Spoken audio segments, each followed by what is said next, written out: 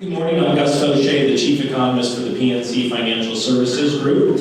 And the good news is that the U.S. economy continues to expand. So we got data on third quarter GDP yesterday. We had an upward revision to growth that was solid. The labor market obviously is very good right now. So the U.S. economy continues to add about 275,000 jobs per month. The unemployment rate was 3.7% in October. That's close to the lowest unemployment rate that we've had over the past 50 years. And in fact, the biggest problem for businesses is finding enough workers right now. So the U.S. economy is in good shape as we end 2022. However, the bad news is that I do expect that we will get a recession in the United States in 2023. We have, as I'm sure all of you know, we have very high inflation right now. So I didn't get a chance to look at the numbers this morning, but depending on what measure you're looking at, inflation in the United States is running anywhere from 5% to 7% or so. The Federal Reserve would like to see inflation at 2%. They have a statutory mandate for maximum employment, but also for stable prices, which they've defined as inflation of 2%. And unfortunately, inflation at this point is well above that. So what we have seen in 2022 is the Federal Reserve aggressively raising interest rates. So the first thing that the Fed started to do earlier this year was it started to expand its balance sheet. That has been putting upward pressure on long-term interest rates. And then we've also seen the Fed raise the Fed funds rate. That's their key short-term policy rate. That was 0% basically at the beginning of this year. It is now up to around 4%. Chair Powell indicated that the Fed will continue to raise rates in the near term, but at a slower pace.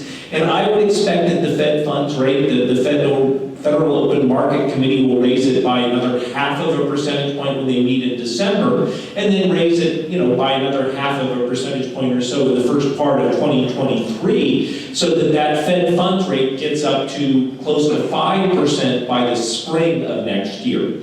And with higher interest rates, that is weighing on economic activity. Obviously, we've seen that most strongly in the housing market. So the 30-year fixed-rate mortgage rate, which was below 3% as late as about this time last year, is now up to close to 7%, making it much more expensive to buy a new home. We've also had big increases in home prices. And that, in turn, has led to a steep contraction in housing activity. So we've seen single-family housing starts fall by about 30% this year. We've seen existing home sales fall by about 30% as higher mortgage rates have made it more expensive to borrow. We're starting to see used car sales decline as it's more expensive to borrow to buy a car. And this is what the Fed is trying to do. By raising interest rates, they are making it more expensive for households, for businesses to borrow,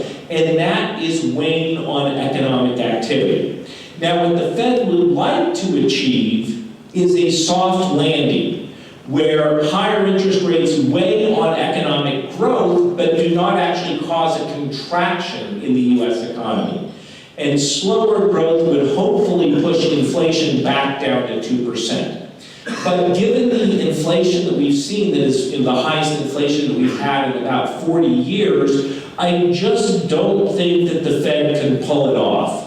I think that the Fed is going to have difficulties, and that what these cumulative impact of these interest rate increases will cause a recession in the United States, an outright contraction in economic activity, sometime starting in the spring of 2023.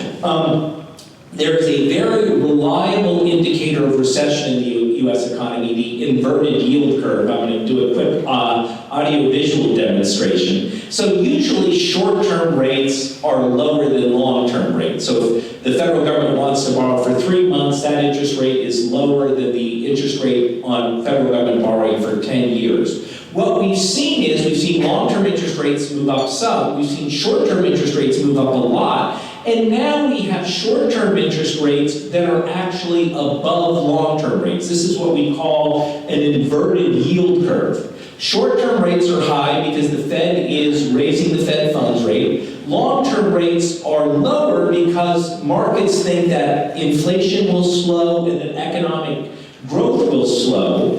And this inverted yield curve is a very reliable indicator of recession. Every time we get an extended inversion in the yield curve, we see a U.S. recession 6, 9, 12 months later. And given the cumulative impact of the Federal Reserve rate hikes that we have seen, the fact that we do expect to see more Federal Reserve rate hikes in the near term, we're going to see that yield curve invert further. And I do think that that will cause a recession in the United States economy in 2023, with a contraction in GDP and an increase in unemployment. Now, what I'm also going to tell you is that I do think that this recession in the United States will be mild. And I'm going to give you 4 reasons why I think the recession will be mild. The first is that consumer balance sheets are still in pretty good shape in aggregate. Households have a lot of money saved up from the stimulus payments that they received, from the extra unemployment insurance benefits they got, and from the limited opportunities to spend that we had during the pandemic. And so households do have a lot of money saved up. If you think about the recession that we had in 2007, 2008, households had borrowed a lot of money, and then they needed to pay that back when the recession hit. This time around, households have not borrowed nearly as much money, and so their balance sheets are in very good shape. Second reason why is that the housing market is pretty well balanced right now. If you look over the past dozen years or so, home construction has been pretty constrained. We haven't seen, if you go back to 2005, 2006, builders were putting up 2 million houses a year.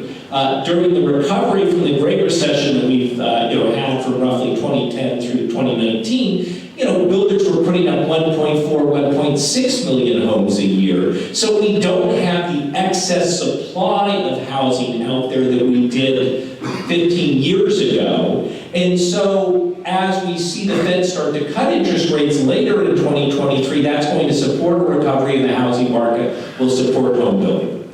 Third reason why is that the financial system now is in pretty good shape. So banks have done a good job with lending. Lending standards have remained good. We don't have the same problems with high loan-to-value mortgages that we had, with subprime mortgages that we had. Credit quality, both consumer and business credit quality are excellent. Banks have a lot of capital on their books. And so we won't see the financial system contraction that we saw in 2008, 2009, with banks cutting back sharply on their lending because they're in much better shape now and are well positioned to withstand a recession. And then the fourth reason why I think that this recession will be mild is because I think that layoffs will be relatively restrained compared to previous downturns. As I mentioned, the biggest problem for employers now is not enough workers. I think businesses have learned from that experience, and so even if we do get a recession, I think that businesses will try to hold on to their workers because they don't want to be caught short as we come out of recession towards the end of 2023.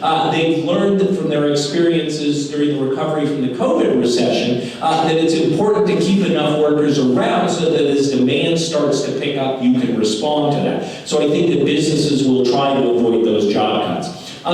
For all of those reasons, I think that this will be a fairly mild recession. It's going to be more like the recession that we experienced in 2001 or the recession in 1990, 1991, rather than the Great Recession that we experienced from 2007 through 2009. So I would expect a contraction in real GDP, economic activity of about 1 or 1.5% or so in 2023. I think that the unemployment rate, which is about 3.7% as of October, probably, we get the reading tomorrow, I think it'll probably be around there for November. I would expect the unemployment rate will be north of 5%. By late 2023, early 2024. But I do think that this recession will help bring inflation, slow inflation, so that it gets inflation back to around 2% by early 2024, and that low slowing inflation will allow the Fed to start to cut interest rates in late 2023, and that will support an economic recovery in 2024 that should be pretty decent. Now, that obviously it's not good that we're forecasting a recession, but there is a possibility that the Fed could pull this off. So I would put the probability of a recession in the US over the next year and a half or so at about 2/3, but I think that there is about a 1/3 probability that the Fed can manage to pull this off, can raise interest rates enough to slow economic growth, bring inflation down without causing a recession. But again, our baseline outlook is for a mild recession in 2023 and then a recovery in 2024 as the Federal Reserve is able to cut interest rates to support economic growth. Thank you very much for your time. I appreciate the opportunity to speak with you this morning.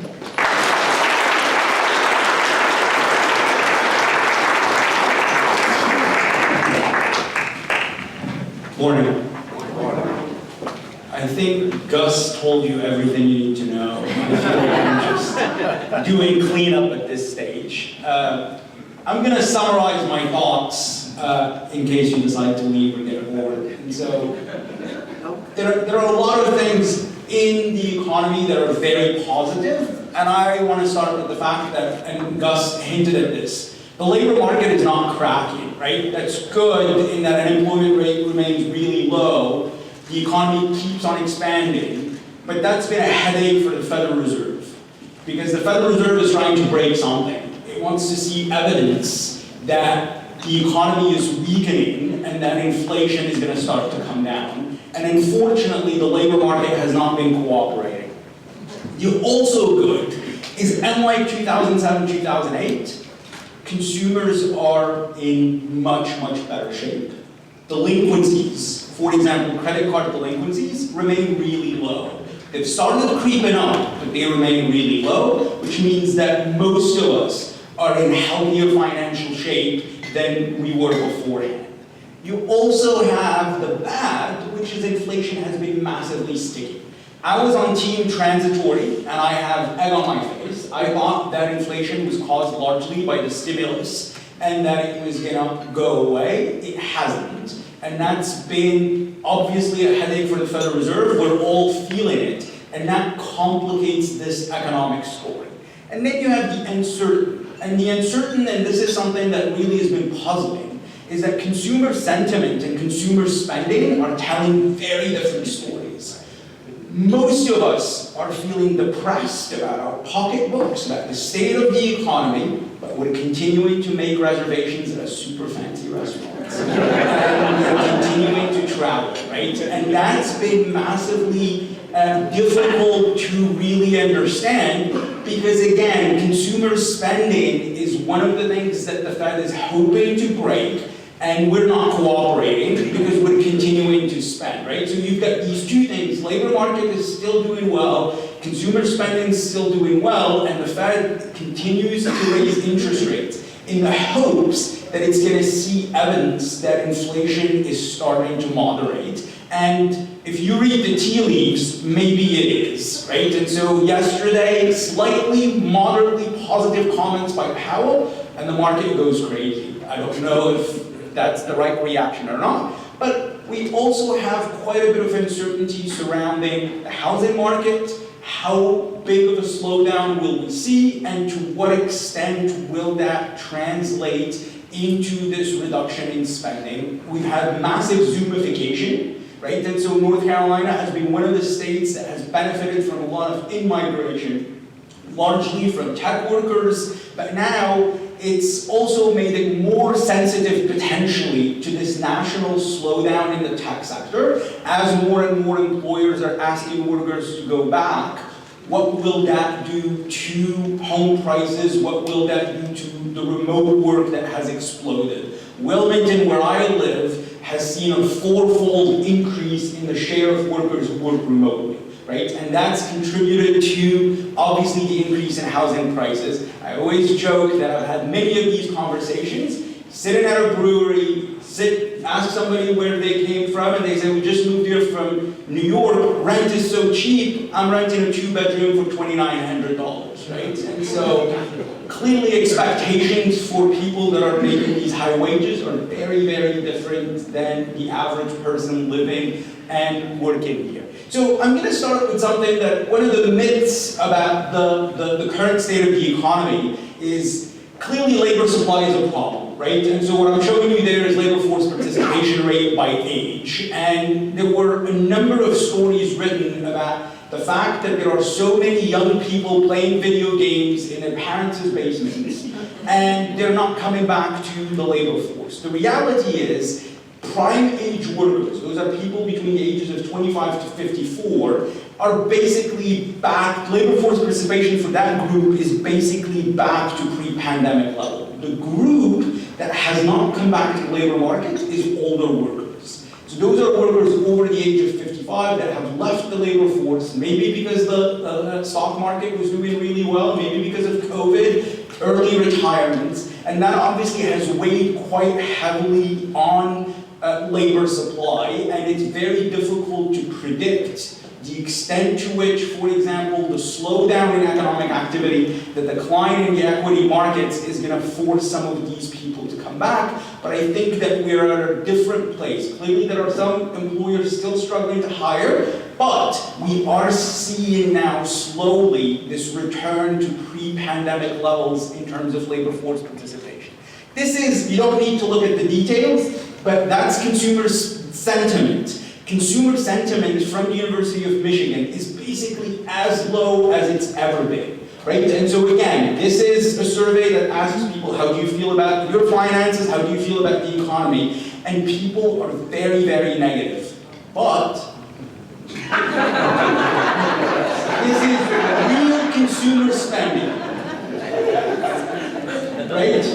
So I don't know if it's retail therapy or, I don't know, food therapy or revenge traveling or revenge eating out, I don't know. But this is, to me, the big story, right? And that's a big deal because eventually this consumer spending is gonna, this craziness of consumer spending is gonna start slowing down. During the 2007-2008 recession, it was consumer spending that really accelerated the economic decline because spending just came down to a halt, and then we saw businesses start to lay off workers. Right now, most of us are still spending because we still feel reasonably good about our finances, but this is clearly unsustainable because many of the reserves that we've built up over the last few years are starting to be exhausted, right? And so it's inevitable that this is coming down, it's just a question how quickly.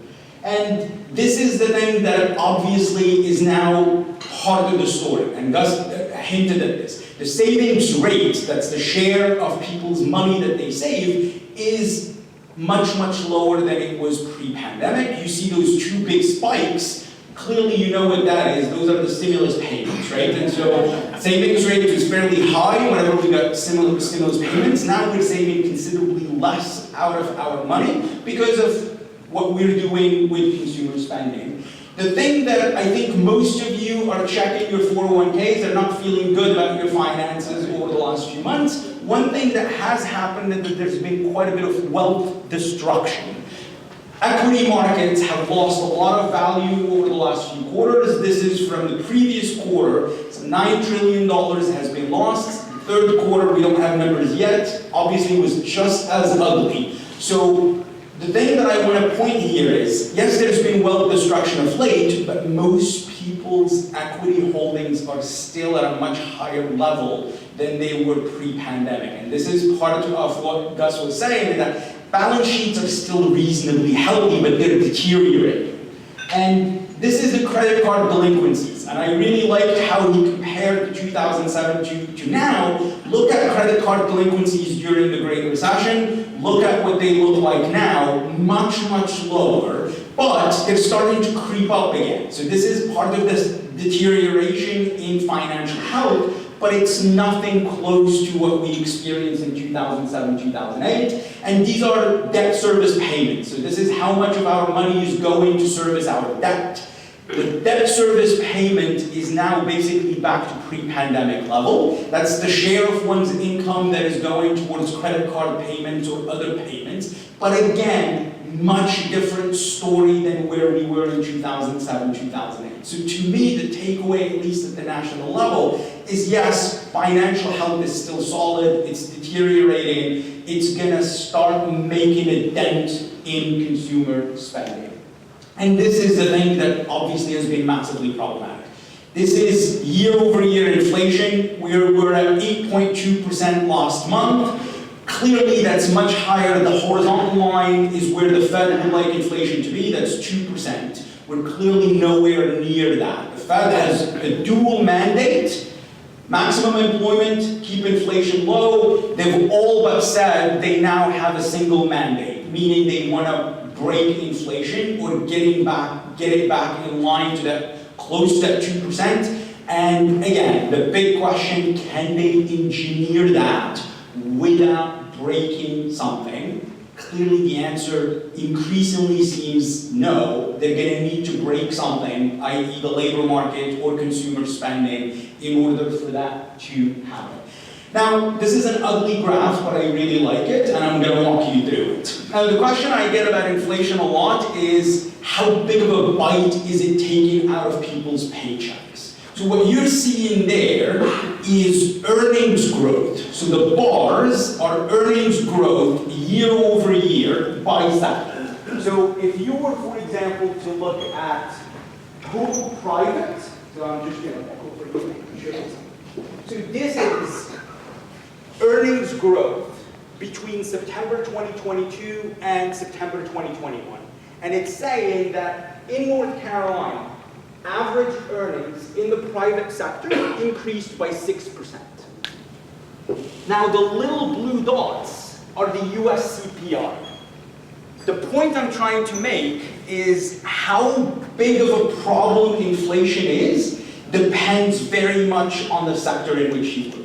In some sectors, earnings are actually growing faster than the US CPI, and in others, they're growing much, much slower. And this is North Carolina data when it comes to earnings. The sectors where earnings have grown really fast are sectors where employers had struggled to hire. Your leisure and hospitality or construction, so employers had to increase wages very fast, and those sectors, employees are not feeling the pinch as much because their paycheck is actually, or their ability to spend is not as affected as somebody that works in finance, for example, where wages basically did not grow very much. There is education and healthcare there, and the numbers look fantastic. I promise you I did not get those raises. And so, just so that we're clear, those are average numbers.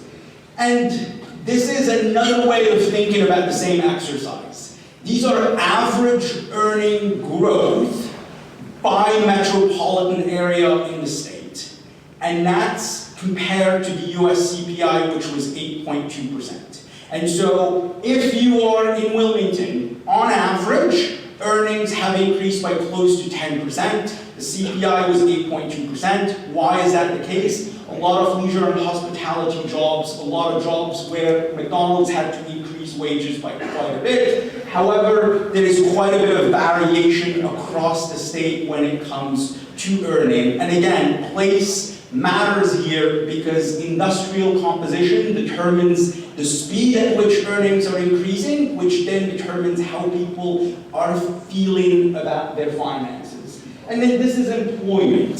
So one of the questions I get asked a lot is, how is the labor market? Throughout the state of North Carolina, most metropolitan areas have experienced really fast growth over the last year, but there is quite a bit of variation. To me, that's not really the most interesting question. The most interesting question is, are there any COVID scars? Meaning, let's compare employment today to employment pre-pandemic.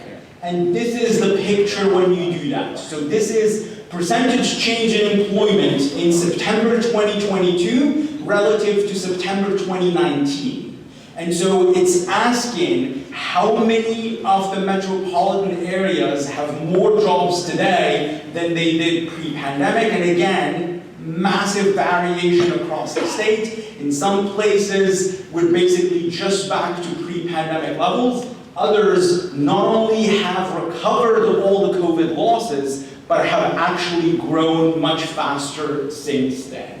And I'm just going to close by this zoomification. I like showing this. This is just for Wilmington. But I mean, this is a phenomenon that we've experienced throughout the states. That's showing you the share of people that work remotely. This is data from the American Community Survey, and this is for New Hanover County. And there was a fourfold increase in basically 10 years, right? And the reason I show this is because it, again, has massive implications for the housing market, it has massive implications for spending, for taxing, and for the type of decline that we may potentially see. If these tech companies are increasingly asking workers to go back to the office, to what extent is that then going to translate into some housing weakness? I call it zoomification. I wish I was the one that coined it, but it was somebody else. But again, this idea that the national factors, remote work, are now starting to affect very small communities throughout the state, and it's potentially made them more vulnerable to the decline in the national economy. I mean, it's a good thing that there's been so much money and so many immigrants, but it also raises questions about this vulnerability. And then this is just a picture of the hockey stick appreciation in housing prices. So that's median list price in Wilmington, the state, and then Rocky Mount. And we've seen obviously to varying degrees these increases in housing prices, but they still tell us the same story, that we've had a run up. Gus mentioned it, interest rates have increased quite a bit, market has cooled. How big of a decline will we see? I am not as pessimistic. I think prices are going to come down, but I don't think we're going to see a 2007, 2008 type scenario. Housing supply has been very, very constrained so far. We do not have a lot of overly leveraged households, and a lot of people have quite a bit of equity in their homes. So even if prices do come down, that's not going to translate into a massive foreclosure crisis. Showed you tons of graphs, bored you quite a bit. Here's where we are. Consumers' balance sheets are still really, really solid, but they're starting to deteriorate. The Fed's goal of engineering the soft landing is contingent on whether or not the labor market declines, how quickly, and if consumers, us, stop spending money. And that's eventually going to happen because of that deterioration that I've mentioned a little while ago. Thank you for listening. If you want to send me an email and yell at me for something idiotic that I said, please do so.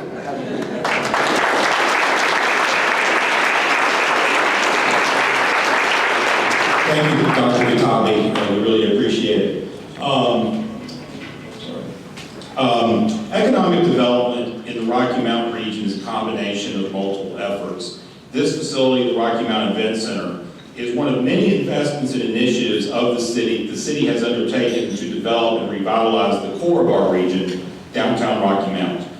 So before Mr. Tolson comes forward to share an update on the efforts of the Carolinas Gateway Partnership, we're going to play a new video showcasing the efforts and emerging results of Rocky Mountain's Office of Downtown Development.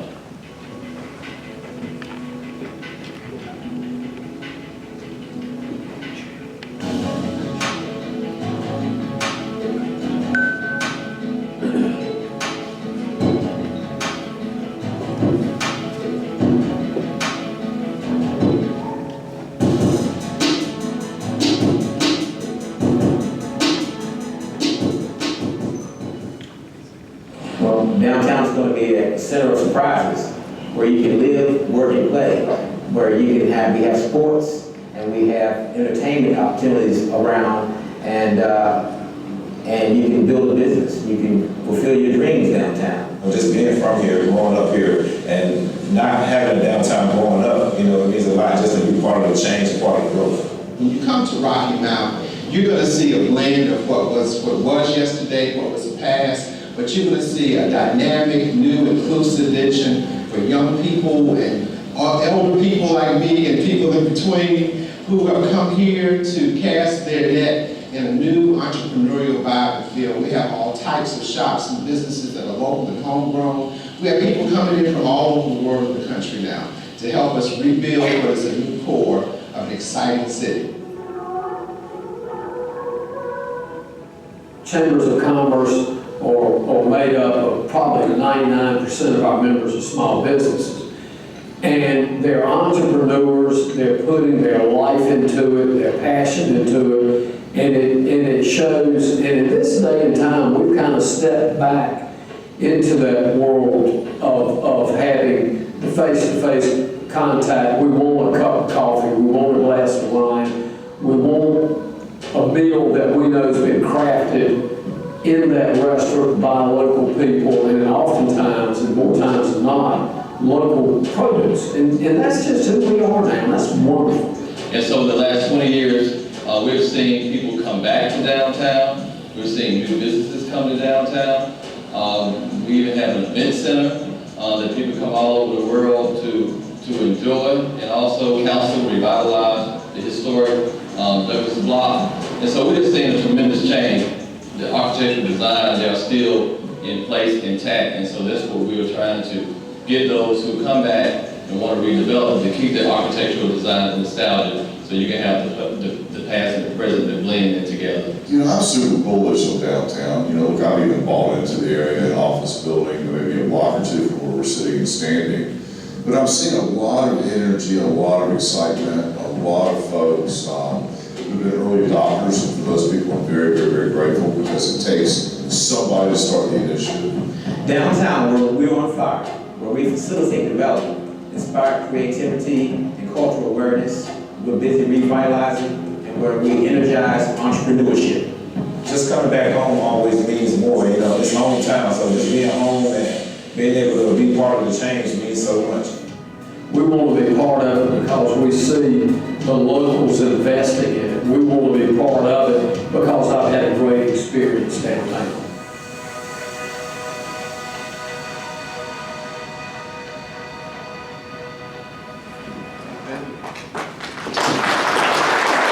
Thank you very much. And thank you to our Department of Communications, Marketing, and Public Relations, working along with our Office of Downtown Development for producing that video. Another of our city's latest initiatives is the establishment of a physical Main Street location for our Office of Downtown Development to better serve the needs and interests of existing businesses, entrepreneurs, and developers. So we hope you have some time to join us this morning for an open house celebrating the establishment of this new office. It's located at 132 Southwest Main Street, and the festivities will begin at 11 a.m. And now we welcome to the podium Norris Tolson.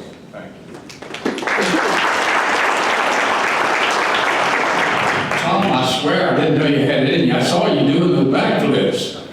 I didn't realize you still had it in you, fella. Good for you.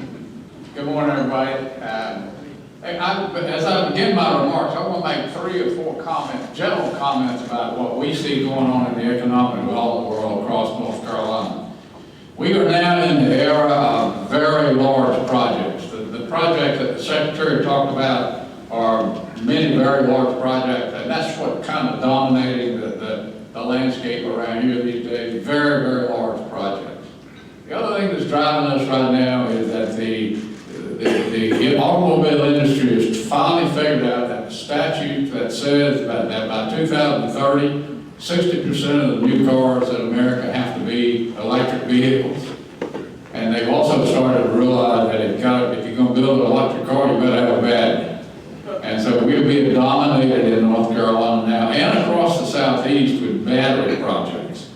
And the character of these battery projects tend to be they are extremely large, very demanding, and very short timelines. And so that's one of the things that's driving us as well.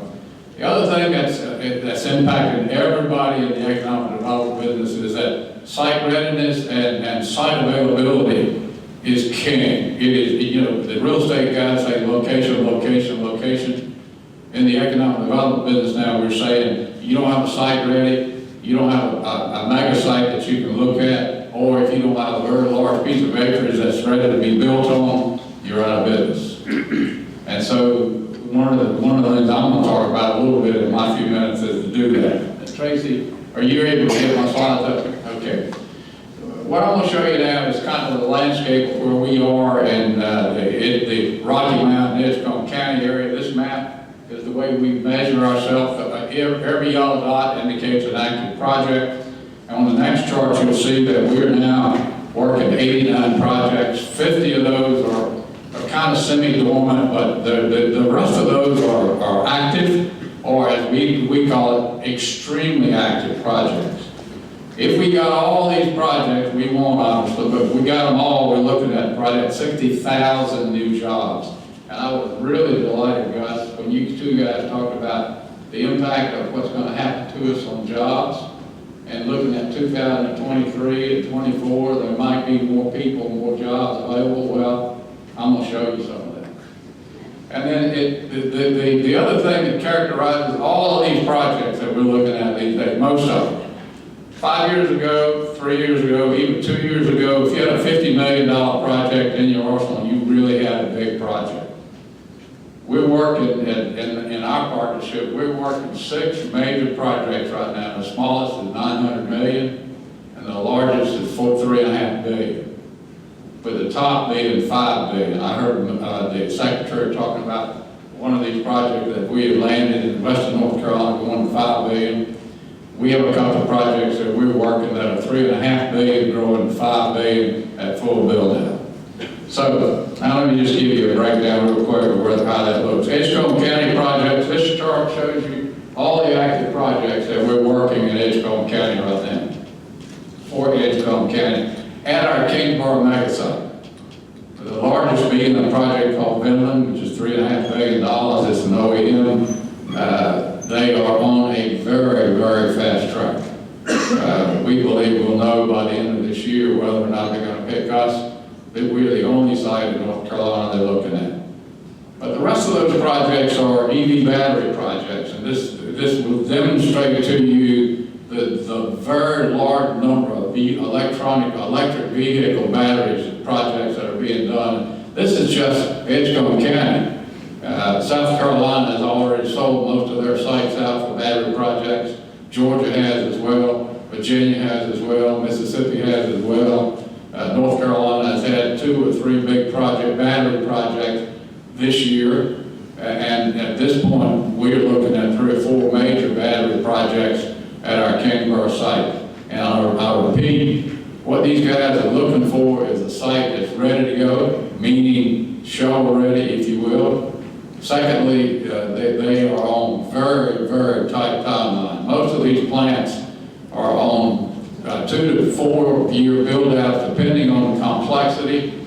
But most of the plants, most of the consultants, the battery projects or the OEM projects are saying, we want to be operational in 2026. And starting at ground zero, that's a tall order, because most of these plants are very large plants, multi-million square feet of building on a roof. We have one project that is somewhere around 11.5 million square feet on the roof. So a lot of work. Tarboro, we have one shell building that we've had for a while, and we've got a couple of people looking at it as we speak. But I put this up for 2 reasons. One of the issues that we've got in eastern North Carolina, but most of North Carolina as well, is we essentially have no available buildings.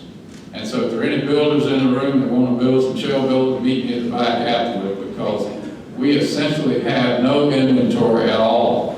When I show you the next slide, and Tracy, if you'll pull that up, the project called Blues is a building here in Rocky Mountain. It is sold, and we were expecting an announcement any day. We're waiting on some stuff to come together in Raleigh to make that announcement. But that building is right here in Rocky Mountain. It's sold, 42 new jobs. And in creating those 42 new jobs, we protected another 65 jobs when that company bought out another local Rocky Mountain company, and they're keeping both of them running. So, a lot of activity. We did not see any kind of a let-up of project activity during the latter stage of the COVID. Early stage of the COVID, everything kind of shut down. But the latter stage of the COVID, we saw the activity continue at a very high level, and it was driven, and I'll repeat this, it was driven because eastern North Carolina is probably the most ready area of the state now, with available land, at least potential available labor force, and quality of life. You can still buy land over here fairly reasonable. So, not on the chart, let me just close with another couple of comments. Based on the current activity that we have in Edgecombe and in Rocky Mount, all of our buildings are gone in Rocky Mount. We believe that we will sell out our Kingsborough Business Park by the end of next year, maybe sooner, depending on a couple of projects we're working. That's 2,000 acres. So in order to accommodate future growth, we're in the process of developing 2 or 3 new mega sites in the Edgecombe area. We've got one that's about 1,000 acres, that's out by the intermodal, which by the way is going gangbusters. They are coming up rapidly at about 35% of capacity now and continuing to grow with business opportunities coming in the gate. We've got a park we call the Battleboro Business Park, which is about 1,000 acres. It's under our control. And we're now starting to work another potential park down on the east side of Tarboro toward Williamson that is somewhere close to 3,000 acres. The delightful part about that park is as we're negotiating, there are only 6 landowners. And as Susan will tell you, when you start looking at sites, you sometimes will deal with 25 or 30 landowners. Dealing with 6 is heaven. So the opportunities continue to be wonderful. We continue to grow. My contention is, and I'll say this to anybody who wants to listen, the future growth of economic development in North Carolina is going to be east of I-95. And so all you guys need to get ready because the growth is coming.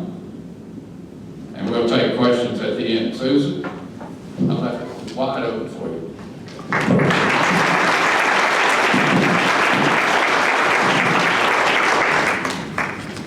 Thank you. I think I'm the one that's going to have to move this mic a little bit. Thank you for the opportunity to highlight Nash County's recent activity. As you can tell from our previous panelists, there's a lot going on in the state, in the region, and here in Nash County, even in the midst of a pandemic and supply chain hurdles. I want to start by, maybe, have to get you to help me out, Kim. Thanks. There we go. I'll start by introducing our team. Andy Hagee is our director. Myself and our newest hire as of Monday is Angie Dean.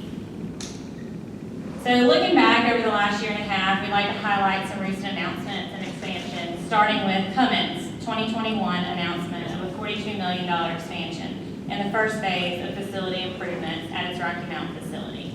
In Nashville, the Crump Group purchased the former Seafy building as its first U.S. facility.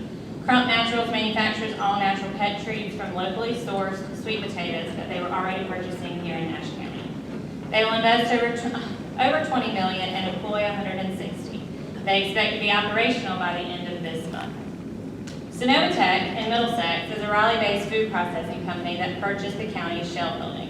They will invest $20 million and employ 75. Also in Middlesex, Cosmo I&D, a South Korean PE piping manufacturer, announced its first U.S. facility. These are some photos from our ribbon cutting with Sonovatech at the Middlesex Shell building. They're an innovative Raleigh-based company whose initial plans called for 2 lines for production. They have already scaled and have intended the purposes of a 3rd production line by the end of 2023. They also anticipate starting operations by the end of this year. Nash County continues to promote county-owned industrial parks in addition to those privately owned throughout the county. Convenient access to I-95, US 64, and 264 make our parks attractive for expanding industry. Nash County continues to market our proximity to the Research Triangle, our low cost of doing business, and our workforce training opportunities. Looking back over 2021 and looking at our activity pipeline, we announced 303 new jobs last year and $142 million in investment. Last year's pipeline of project activity included 85 projects totaling around 16,000 jobs. This year, you can see our year-to-date activity has grown with a total project pipeline of inquiries at 88 projects. Those projects are totaling the potential of 38,000 jobs and $19 billion in investment. Like Norris mentioned, they're all big and in the pipeline. We won't get them all, but they're at least something we're striving for. You can notice that this year's projects are noticeably larger with increasing workforce needs and capital investments. Those projects included our targeted industries such as life science, distribution, and food processing. Majority of these do fall within the advanced manufacturing sector. These come from various varieties of lead generators. We get them from Nash County directly through our marketing efforts, through the state, and through our various partners. Another thing that we'd like to highlight that has helped the rest of our work possible this year is the award of $4.6 million in grant funds to Nash County for economic development purposes. Out of all of those projects, these are our current active projects that are under contract and due diligence. These projects will include $220 million capital investment, over 1,000 jobs, and 2.3 million square feet of new industrial space throughout the county. Many of these projects are taking place at our Middlesex Corporate Center Park, which you can see here in our master plan. One of these projects will be at the Whitaker Business and Industry Center South Track. Going back to our wonderful awards that we thank our partners for grant funding, these wouldn't be possible because we are working on a lot of product development. As Kenny mentioned earlier, it takes some funds to help our rural areas, and so we are greatly appreciative to the Commerce Rural Development Fund for a lot of these. In Middlesex, we have worked on the development of Shell Building Number 2. We purchased an additional 120 acres this past year to complete the park. In addition to Commerce's support, we've also received Golden Leaf support for a site program completing due diligence on a site for a potential 1 million square foot user that has also resulted in a purchase agreement. At the Whitaker Business and Industry Center, there is a planned private development of a 400,000 spec building. And on our I-95 Highway 97 site, we are currently in design phases for a 100,000 square foot shell building expandable up to 200,000. This will be the first property at this park and will help us continue to build out to a fully developed park. We also thank the state for a $1 million grant for those funds. Nash County has engaged in an aggressive marketing campaign over the last 2 years. We'd like to give you all a glimpse of our storytelling with our Life is Good in Nash County video.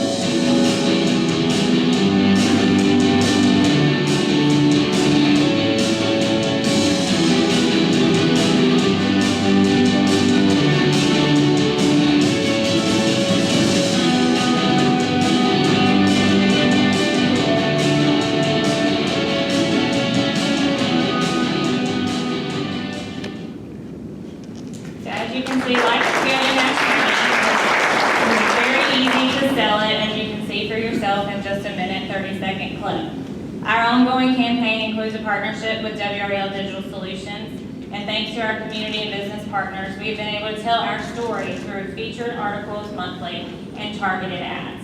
So we appreciate everyone that we've reached out to help tell your story, because it sells it for us. I encourage you all to visit our website, selectnashnc.com, libraryofmississippi.com to view the library of articles and our videos. Our final highlight and most recent marketing tactic includes a new targeted digital marketing campaign, workinnash.com. This online platform will connect workforce development partners, educational and training opportunities, area employers with active job seekers. The state has prioritized workforce development, so we wanted to initiate something outside of the box to do the same in our area and region. Thanks to our partnership with WRL on our other marketing campaign, we have committed advertising dollars to this project that will be reaching out to local partners soon to get you involved in. So be on the lookout for our work in Nash. As the secretary mentioned, her First in Talent campaign is a focal point for her, and we feel the same so that we can assist with our existing employers and our industries that have chosen Nash County as their future home. Thank you for your time today.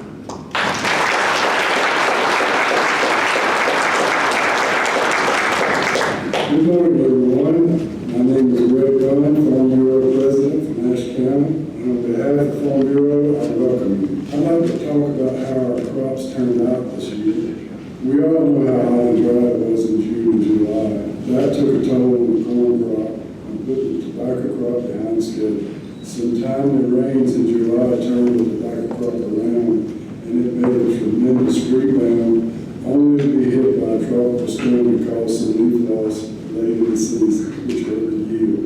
I took a sampling of 6 farmers across the county and got their ideas to assign a number to each crop based on last year's crop being a 5 for a starting point. Now, last year's crop was an excellent crop, way above average in several commodities. But this year, I wanted to put a 5 on to give us some leeway up and down.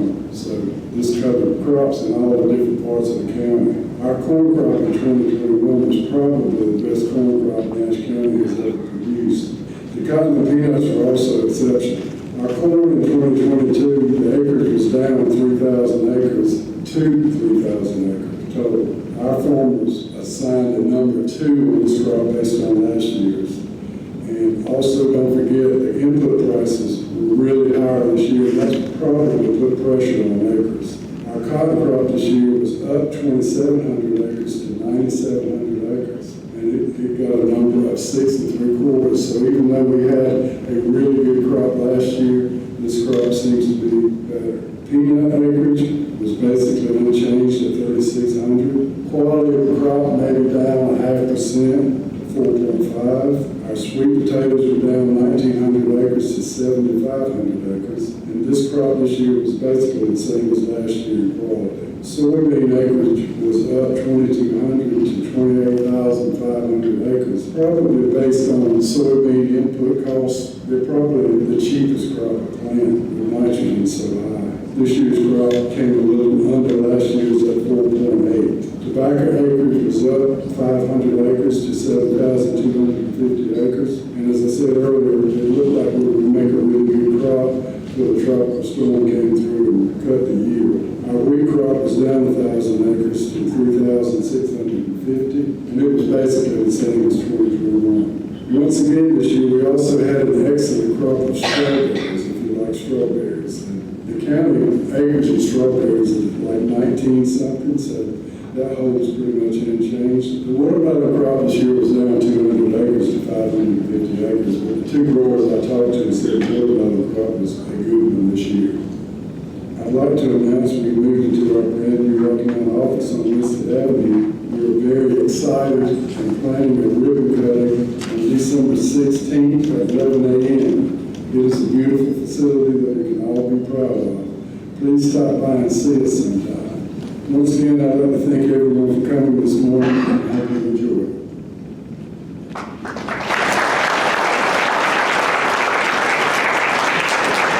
So we had planned a period for questions and answers. However, we recognize due to technical difficulties and the constraints of time, we do want to respect your time this morning. So we will forego the question and answer portion.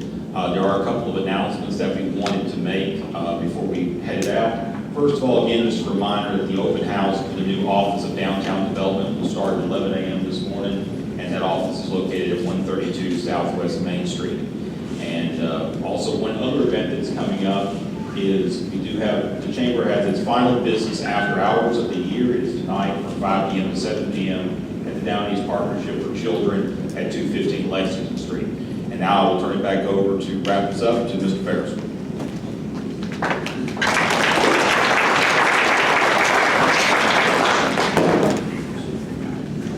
Once again, I want to thank y'all for joining us this morning, taking time. I hope you felt a little more enlightened as you leave with what's going on nationally, state, and in particular in Twin Counties. A lot of good things. I really think next year at this time when we gather, reconvene, that we'll have had a lot of great announcements from the two teams represented up here with Nash and Edgecombe and Rocky Mountain. Again, thank you, and on behalf of the Chamber, we wish you and your family a very Merry Christmas and a happy holiday season. Be careful. Thank you. Bye.